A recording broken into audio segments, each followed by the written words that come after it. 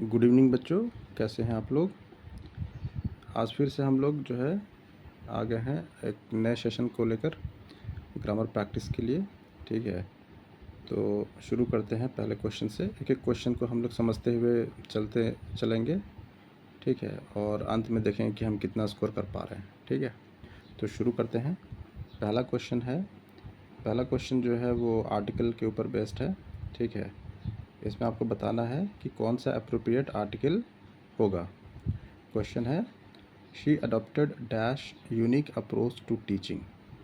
इसमें कौन सा होना चाहिए आर्टिकल? ए, द, एन, या फिर कोई आर्टिकल नहीं होना चाहिए।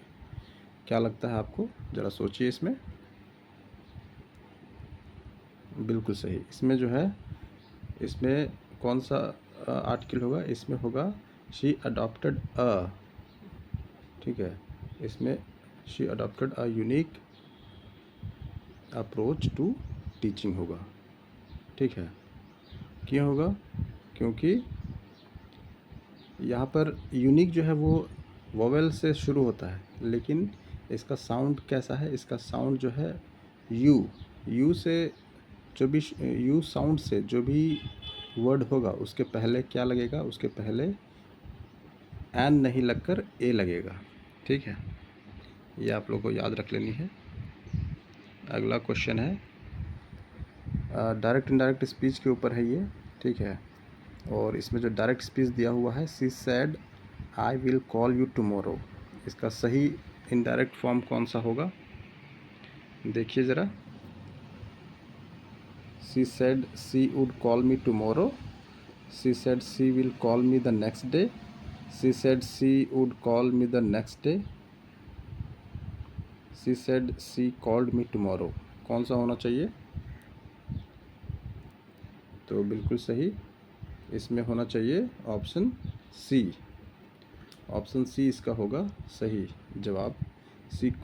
She said she would call me the next day. ठीक है, क्यों होगा? क्योंकि जब डायरेक्ट स्पीच से इनडायरेक्ट स्पीच हम लोग कन्वर्ट करते हैं, और जब जो है शी सेड ये पास्ट फॉर्म में दिया हुआ है, तो आगे का जितना भी रहता है सबको हमको चेंज करना रहता है। तो शी सेड आई का हो जाएगा शी। ठीक है, क्योंकि वो कह रही है कि मैं कल आऊँगी। तो इनडायरेक्ट स्पीच में हम लोग क्या बोलेंगे कि उसने कहा कि मैं कल आऊँगी।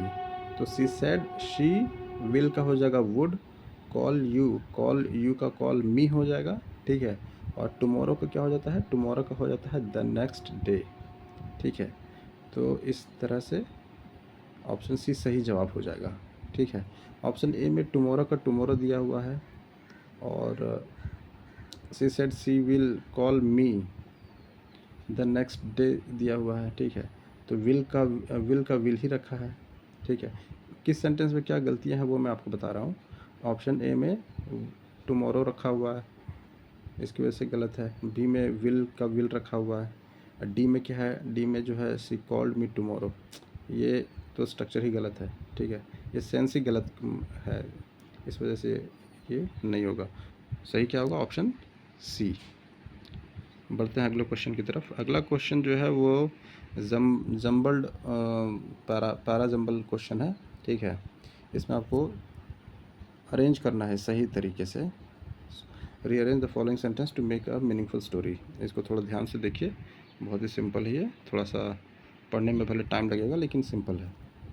इसको पढ़िए, क्या होना चाहिए।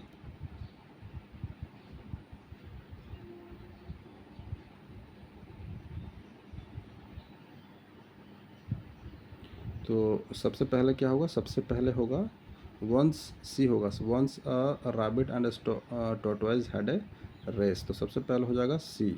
ठीक है, सबसे पहले सी हो जाएगा। उसके बाद क्या होगा? The rabbit rain very fast and left the tortoise far behind, यानी कि ए हो जाएगा। ठीक है, उसके बाद क्या हो जाएगा? उसके बाद हो जाएगा the tortoise walked slowly but did not stopped. C A के बाद हो जाएगा बी। उसके बाद क्या होगा? उसके बाद हो जाएगा आपका E, the rabbit stopped to rest and fell asleep. यानी कि ई हो जाएगा, ठीक है, ई हो जाएगा। उसके बाद लास्ट में क्या हो जाएगा, लास्ट में हो जाएगा डी, ठीक है। ये ई मैं लिख रहा हूँ, मैं फिर से लिख देता हूँ,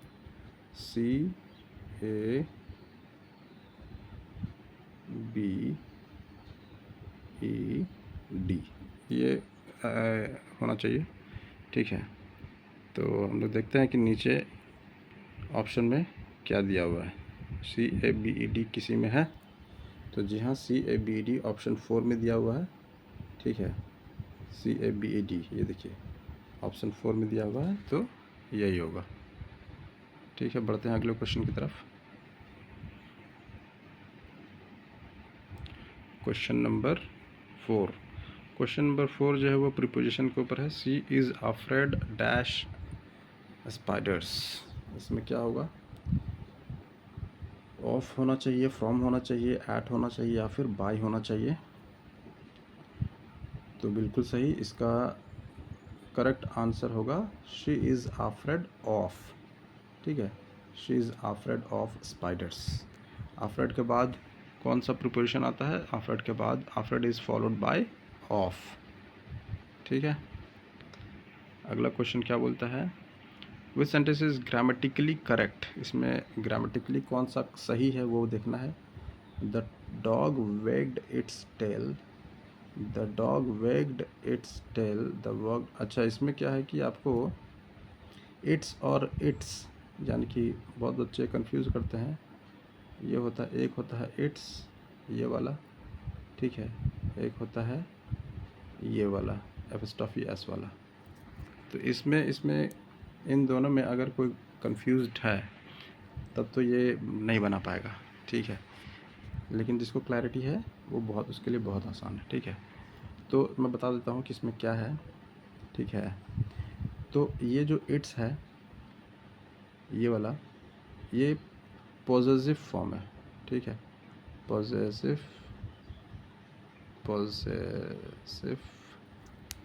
एक सेकंड में फिर से लिख देता हूँ यहाँ पे। इट्स जो होता है वो होता है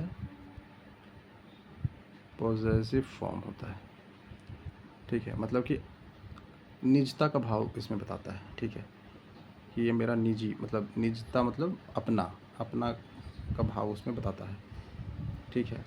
और ये जो होता है इट्स स्टफी एस वाला हो जाता है, इसका मतलब होता है इट इज़, ये शॉर्ट फॉर्म होता है इट इज़ का, ठीक है, इट इज़ का। तो इस, अब ये लॉजिक लगाकर हम देखेंगे तो कौन सा सही होगा।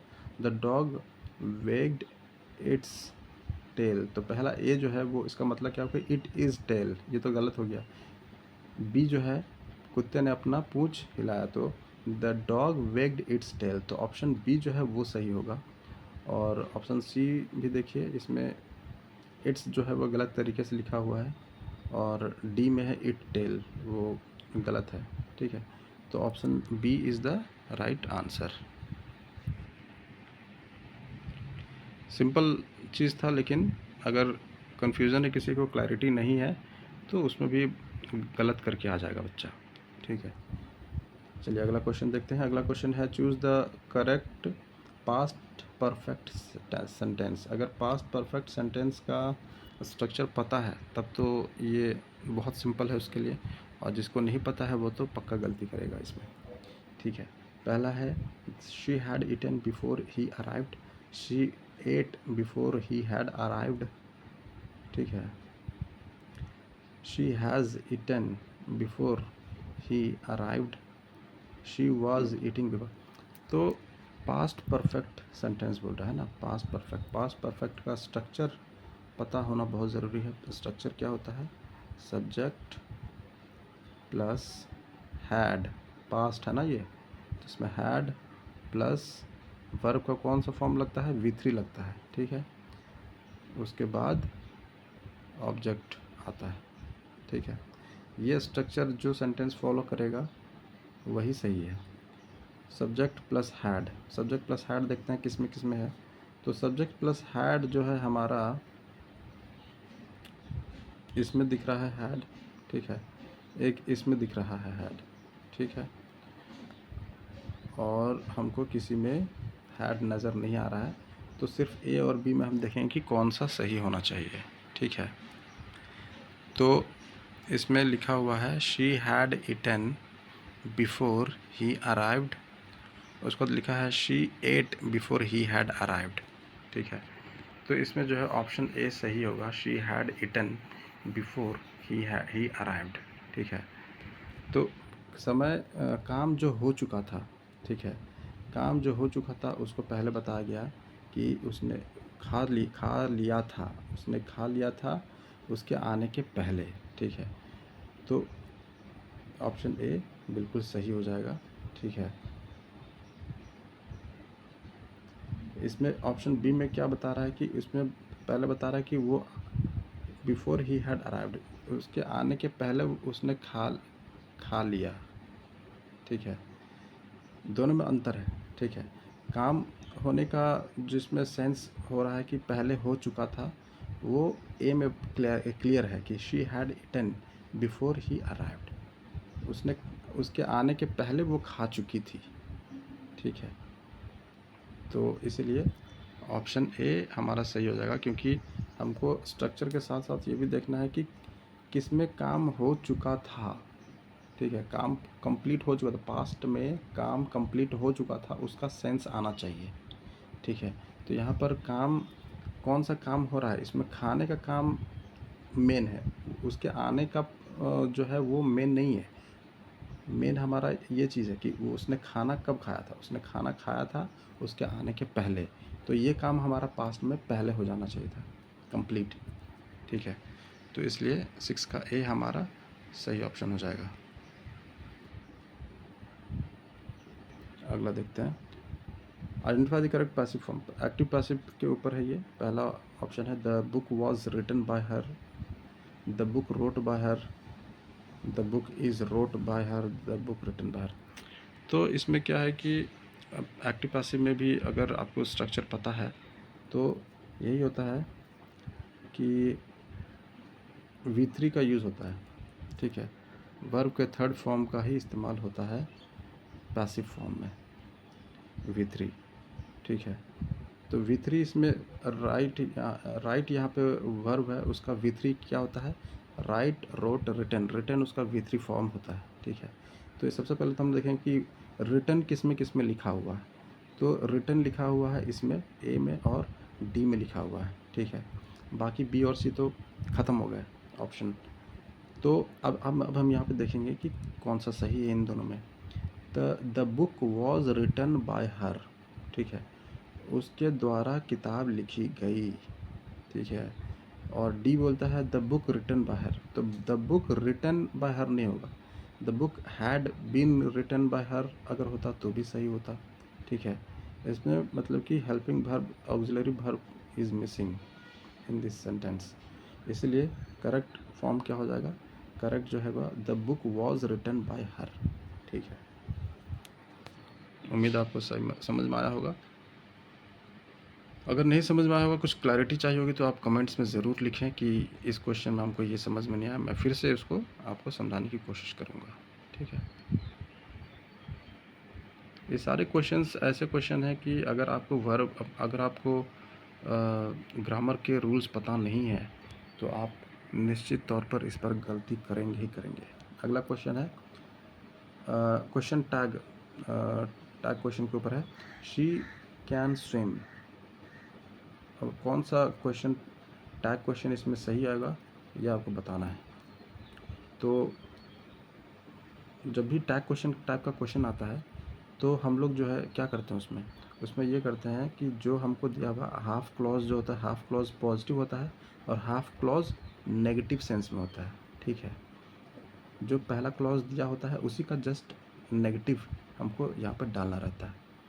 तो पहला ऑप्शन क्या है, कैन सी तो नेगेटिव है नहीं, तो इसलिए ये होगा नहीं, ठीक है। बाकी तीनों जो है वो नेगेटिव क्लॉज है, can't she, doesn't she, isn't she, ठीक है।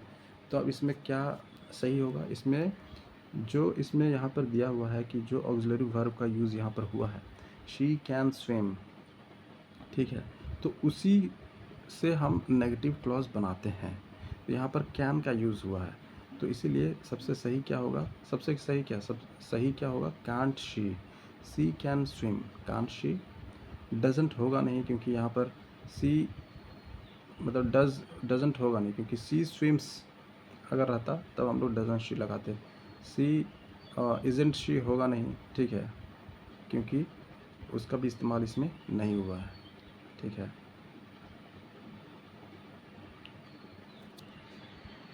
बढ़ते हैं अगले क्वेश्चन की तरफ। Neither John nor his friends is coming, ठीक है, इसमें कौन सा सही होगा, नीदर जॉन, नीदर नॉर का इसमें इस्तेमाल हुआ है, ठीक है, क्या होगा, neither John nor his friends is coming, neither John nor his friends are coming, neither John और हिज, इसमें और लिख दिया है, ठीक है सेंटेंस बहुत ध्यान से देखने की ज़रूरत है। Neither John and his friend, इसमें चेंज कर दिया है, ठीक है। तो नीदर के बाद क्या लगेगा, नॉर आएगा, ठीक है, नीदर के बाद और या नीदर के बाद एंड नहीं लगता है, तो ऐसे ही ये दोनों गलत हो गया, बचा ए और बी, ए और बी बचा। तो इसमें क्या होगा, इसमें मैंने बताया था आपको कि सब्जेक्ट वर्ब अग्रीमेंट का क्वेश्चन है ये, और इसमें मैंने आपको बताया था कि प्रॉक्सिमिटी रूल होता है, ठीक है। प्रॉक्सिमिटी रूल में क्या बोलता है कि वर्ब के नज़दीक जो सब्जेक्ट होगा उसके हिसाब से वर्ब का मतलब कौन सा वर्ब, किस तरह का वर्ब फॉर्म होगा वो चूज़ किया जाएगा, ठीक है। तो यहाँ पर जो वर्ब क्या है, वर्ब है कमिंग, ठीक है, कमिंग वर्ब है, कमिंग वर्ब है, कमिंग वर्ब के नज़दीक जो सब्जेक्ट है वो है हिज फ्रेंड्स, ठीक है। फ्रेंड्स जो है, हिज फ्रेंड रहता तो वो सिंगुलर होता, लेकिन हिज फ्रेंड्स है यानी कि प्लूरल है, तो उस हिसाब से यहाँ पर एक प्लूरल फॉर्म ऑफ ये ऑक्सिलरी वर्ब आना चाहिए, ठीक है। तो इसीलिए ऑप्शन बी हमारा सही हो जाएगा, neither John nor his friends are coming, ठीक है। अगला क्वेश्चन है, fill in the blanks with correct conjunction, ठीक है। कंजंक्शन आपको सही ये करना है। कंजंक्शन क्या होता है कि जो दो क्लॉज को जोड़े उसको कंजंक्शन बोलते हैं, ठीक है। तो पहला ऑप्शन इसमें दिया हुआ है, he is poor dash he is honest, पहला ऑप्शन है but so because as, he is poor but he is honest, he is poor so he is honest, he is poor because he is honest, या as he is honest, कौन सा होगा। यहाँ पर क्या है कि कॉन्ट्रास्टिंग स्टेटमेंट है एक तरह से, और जब भी कॉन्ट्रास्टिंग स्टेटमेंट का इस्तेमाल होगा तो हम लोग कौन सा कंजंक्शन इसमें यूज़ करते हैं, हम लोग यूज़ करते हैं बट, ठीक है। आप खुद भी इसको लगा कर देखिए, मीनिंग आपका देखिए, मीनिंग समझने की कोशिश कीजिएगा। तो ही इज़ पुअर, वह गरीब है लेकिन ईमानदार है, ठीक है, ये पहला बट लगाने से हो रहा है। और सो लगाएं तो कैसा होगा, ही इज़ पुअर, वो गरीब है इसलिए वो गरीब है इसलिए वो ईमानदार है। तो इसका मतलब है कि जितने भी गरीब होते हैं वो ईमानदार होते हैं, ये तो गलत बात है, ऐसा तो ज़रूरी नहीं है। ऑप्शन सी बोलता है ही इज़, वो गरीब है क्योंकि वो ईमानदार है, इसका मतलब हो जाएगा कि जितने भी लोग ईमानदार होते हैं वो गरीब होते हैं, तो ये भी गलत होगा, ठीक है। और लास्ट में बोलता है he is poor as he is honest, वो गरीब है क्योंकि उसका मतलब वही हुआ कि क्योंकि वो ईमानदार है, ठीक है। तो ये भी गलत होगा, सेंस भी गलत आ रहा है निकल के। और ऐसे भी आप देख रहे हो कि वो गरीब है, ठीक है, क्योंकि वो, लेकिन वो ईमानदार है, ये एक कॉन्ट्रास्टिंग स्टेटमेंट है। कॉन्ट्रास्टिंग स्टेटमेंट जहाँ भी आपको लगेगा वहाँ पर आप बट का इस्तेमाल करेंगे, ठीक है। उम्मीद है समझ में आया होगा, ठीक है। तो ये ख़त्म हो गया ये 10 क्वेश्चंस का सीरीज़। अब आपको बताना है कि how much did you score, ठीक है। आप लोग अपना अपना स्कोर जो है कमेंट सेक्शन में ज़रूर लिखें, और अगर आपको वीडियो पसंद आ रहे हो तो ज़रूर अपने साथियों के साथ शेयर करें, इसको लाइक करें और सब्सक्राइब करें चैनल को, ठीक है, ताकि जब भी हमारा सीरीज़ अपलोड होगा आपको नोटिफिकेशन पहुंच जाएगा। ठीक है, तो अपना अपना स्कोर ज़रूर बताएं। और अगर आपने स्कोर जो है कि हमने, एक सेकंड, अगर आपने 9-10 तक स्कोर कर लिया है, ठीक है, 9 से 10 सवाल अगर आपके सही हुए हैं फिर तो एक्सीलेंट है भाई। ठीक है, बहुत अच्छी प्रैक्टिस आपकी चल रही है। अगर 8 से 6 से 8 अगर आपका सही है तो ठीक है, लेकिन आपको और भी रिव्यू करते रहना चाहिए अपने प्रैक्टिस को। और 5 या 5 से कम है फिर तो आपको बहुत ज़्यादा ज़रूरत है रूल्स को समझने की और बार बार प्रैक्टिस करने की। आप इन तीनों में से चाहे किसी भी कैटेगरी में हो, प्रैक्टिस करना तो बनता है। ठीक है, practice makes a man perfect. ठीक है, उससे हम लोग को अपना जो है रूल्स याद रहेगा। ठीक है, ग्रामर के रूल्स जो है वो याद रहेगा और क्लैरिटी आती रहेगी। इसलिए कीप प्रैक्टिसिंग। ओके, ठीक है, फिर आज के लिए इतना ही। मिलते हैं अगले क्लास में।